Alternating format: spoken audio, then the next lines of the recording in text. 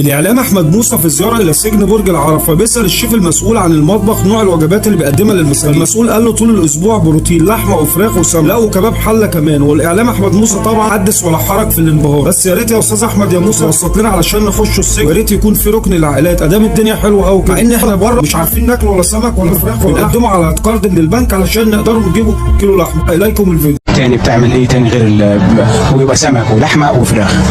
يعني المسجون بياكل طول الاسبوع بروتين. تمام. الفراخ بياكل قد ايه جرام؟ الفراخ 250 جرام. في دي ساعتك لحمه ديت، اللحمه اللي هي الخضار. في كباب حله اللي هي كباب حله نعملها برضه ان شاء الله. تعال اتفضل. كباب الحله، تعالوا نشوف كباب حله. انتوا لا والله تعالوا الناحيه دي. بأمانة ربنا ازيك الأول؟ الحمد لله تمام. بتعمل لحمة كام يوم في الأسبوع؟ أنا بعمل ساعة